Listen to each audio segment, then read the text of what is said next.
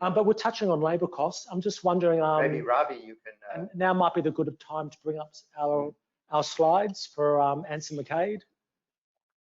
Sure. Yeah. Before I go into the slide, obviously when I was asked to speak here today, I collated a huge amount of kind of data and insights from our team in Northern Ireland.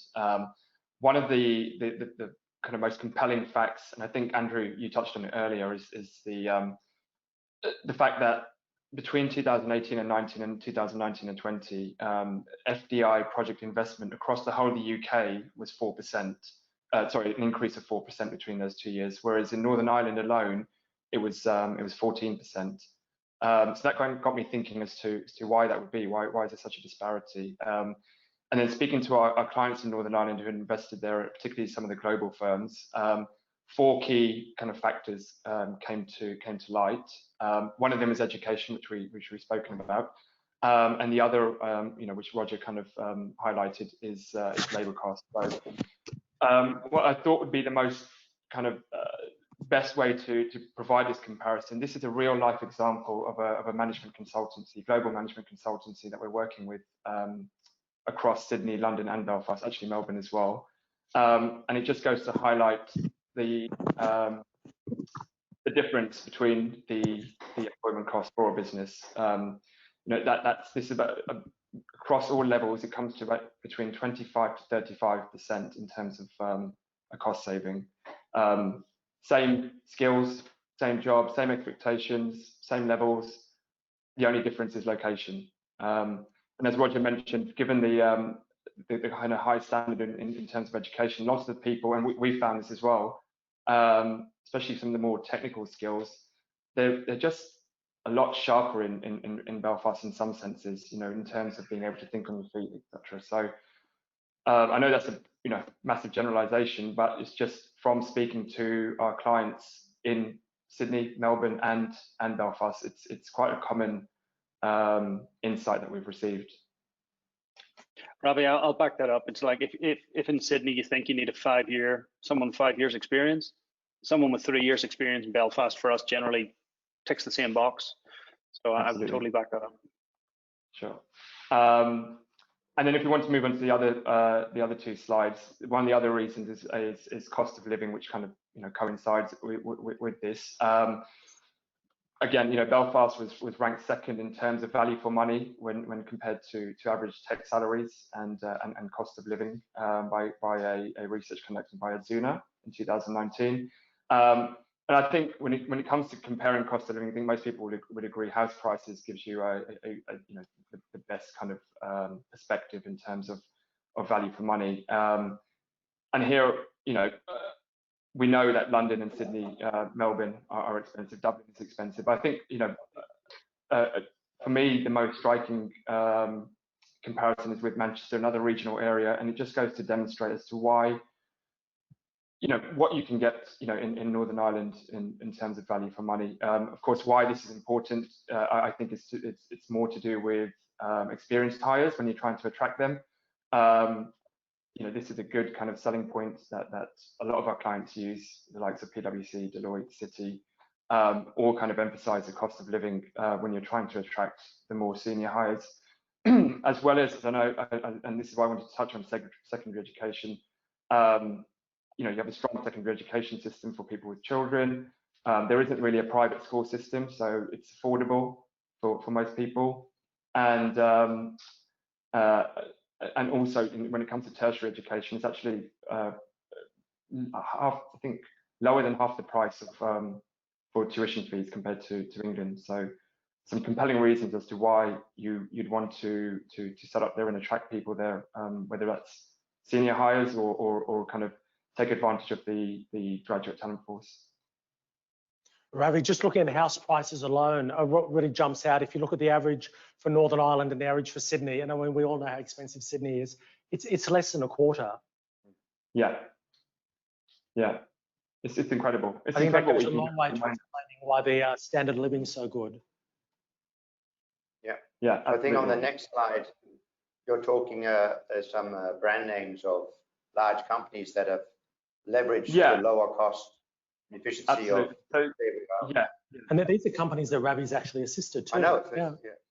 Yeah, so these are the companies that we work with across the region. So, they're able to give a good insight and a good comparison. And like I said, there was a clear commonality as to the reasons why, as well as those reasons. I think what Andrew has touched on earlier is the existing infrastructure and what Roger mentioned as well in terms of the location. I worked across London and Belfast for 3 years, and I could get up on a Monday, leave on a Monday morning, get a flight to Belfast and reach the office at 9:30 in the morning.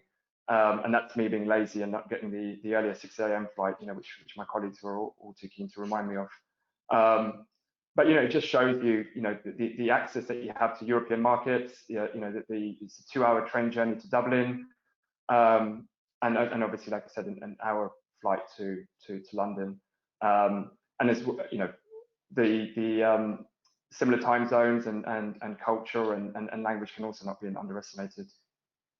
Yeah, I guess with PwC, Deloitte, and Citibank, for instance, they've done their research, so they knew that they were going to get a good deal if they went to Northern Ireland. Yeah, and they employ hundreds as well. Yeah. So I believe it's Citibank cybersecurity or division, several hundred people or something. Yes, yeah. The one of the strongest employers in Northern Ireland at the moment in terms of growth. And I think a lot of companies, similar to what you said, Roger, are looking at the model in terms of having a 24-hour kind of business where you can utilize the time zone in Northern Ireland if you are if you do have a business here and kind of work across that. So these are also technical help desks, are they? Sorry. Are some of these companies also have their technical help desk or other companies? Yes, yeah. A lot of the back office operations for the likes of PwC and Deloitte have now been moved from Eastern Europe to Northern Ireland. Ravi, is there one particular of these clients? Is there one particular one that really sticks out? Can you maybe talk us through the process? I know in Roger's case, he had to employ half a dozen people and then another 8. Some of these companies had to employ hundreds. How did you do that for a place like Northern Ireland? Well, it's like I said, it's twofold. It's if they're junior, then we utilize the education system. I mean, to be honest, a lot of them, for the more kind of junior hires, they wouldn't need to use us. I think they'd come to us more so for the senior hires, where we have access to global markets and the ability to kind of attract them, and we would then need to utilize all of the benefits of relocating to Northern Ireland in terms of attracting these people. Again, coming down to cost of living, quality of life. Northern Ireland's a wonderful place to be. Like I said, I lived there for 3 years, kind of on and off. Great coastlines, great food, which 2 Michelin star restaurants. People kind of don't realise this until you move there. I didn't have a clue until I moved there. Great people. There's a real vibrant in the city centre. People are out all the time. There's business deals getting done. Over lunches. It's starkly different to. I don't want to downplay some other regional areas, but I think there's a much more of a buzz around Northern Ireland at the moment, particularly within the tech space, and people are really keen to get involved. Graduates are keen to get involved, and people are keen to kind of take on these courses and be part of these great companies. Well, we heard about this fintech degree that's in collaboration with the university, but so as a technical specialist recruiter, do you find it difficult to find these in-demand skills such as for React, Ruby on Rails, Python, and so on? Are they available in Northern Ireland?